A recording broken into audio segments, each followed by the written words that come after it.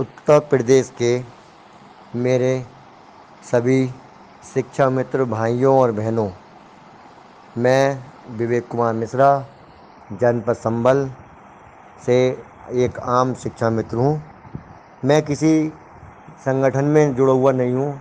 ना मुझे गाजी जी से मतलब है, ना मुझे शिव कुमार शुक्ला जी से मतलब है, ना मुझे रविंद्र भाई से मतलब है, ना मुझे अभय प्रताप सिंह से मतलब है। मुझे मतलब बस केवल उससे है जो हमारे संग शिक्षा मित्रों का काम कराएगा, चाहे वो गाजी जी हों, चाहे वो शिव कुमार शुक्ला जी हों, चाहे वो रविंद्र सिंह हों, चाहे वो सत्यम दुबे जी हों, चाहे वो लवलेश शुक्ला जी हों, चाहे वो कोई भी नेता हो। अब तो ये देखने में आ रहा है कि शिक्षा मित्रों के संगठन में नेता बहुत पैदा हुए हैं। हर आदमी नेतागिरी चमकाने पे अपनी तुला पड़ा है। काम कोई नहीं करवा पा रहा, लेकिन नेतागिरी सब दिखा रहे हैं। अब मैं कुछ बिंदु ऐसे हैं जो मैं बोलूँगा तो हो सकता है कि सबको बुरा लगे और शायद मुझे ग्रुप से बाहर भी कर दिया जाए। सबसे पहला बिंदु ये है, कोई कहता है कि शिक्षा मित्र का साहब 75% काम पूरा हो गया, बस अब होने वाला ही है। अरे जब 75% काम पूरा हो गया तो फिर क्यों ना हो रहा है? क्यों बार बार रविंद्र प्रताप सिंह जी और सत्यम दुबे जी कभी किसी से मिलना है, कभी किसी से मिलना है?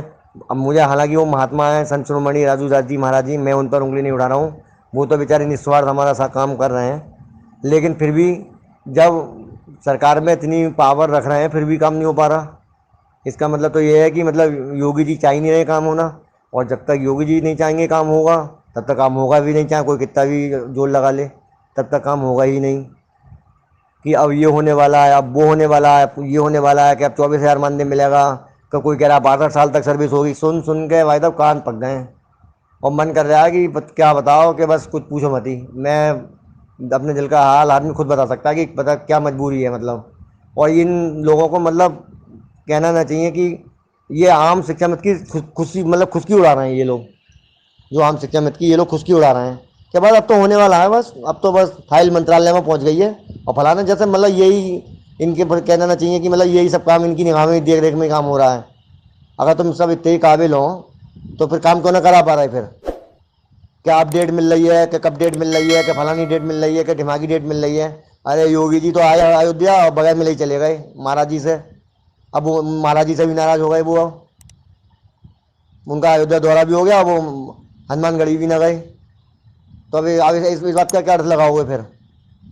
अरे चाहे भैया अरविंद शर्मा जी से ही एमएलसी साहब, चाहे कोई दिनेश शर्मा जी सही, उप मुख्यमंत्री साहब, चाहे कोई सही, जब तक माननीय मुख्यमंत्री योगी आदित्यनाथ ना चाहेंगे तब तक काम होगा ही ना शिक्षा मित्रों का।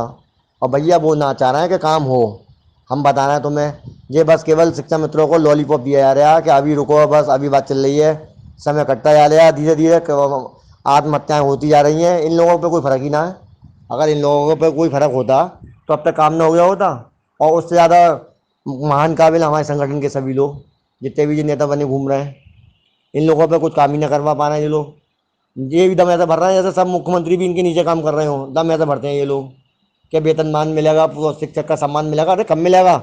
जब ये सब इलेक्शन निकल जाएंगे और ये सब हो जाएगी तब मिलेगा होगा शिक्षक को सम्मान। हाँ यार, कहनी ना चाहिए, फिर भी बड़ा मन को पीड़ा होती है इन लोगों की इन पोस्टें देख देख के।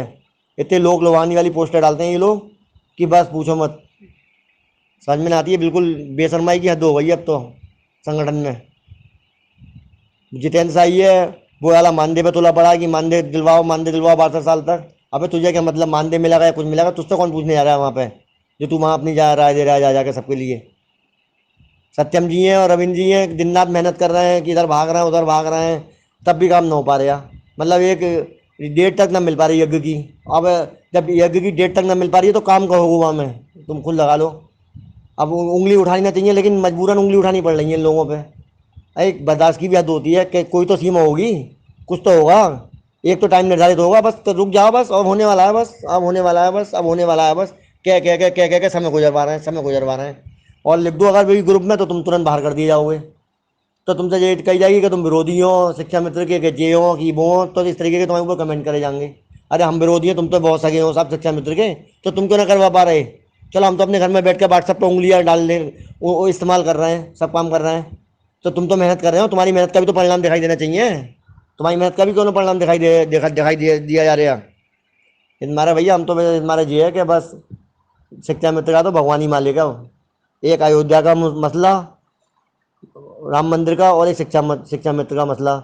ये कभी बीजेपी सरकार सुलझाएगी ना, हमेशा उलझा के रखेगी। हमने तो भैया जितनी बात कहनी उतनी बात कह दी, अपनी बाड़ी को विराम दे रहे हैं। और काई को हमारी बात बुरी लगी हो तो भैया उसके लिए हम क्षमा प्रार्थी हैं। लेकिन आज मन बहुत दुखी हुआ है, तब जी अपना ऑडियो डाला है। भैया हमारी तो लास्ट विनती यही है इन सब लोगों से कि काम जल्दी से जल्दी करा लो, तो भैया ज़्यादा अच्छा है। ना तो इलेक्शन आ जाएगा, सब ठन ठन गोपाल ले जाएंगे।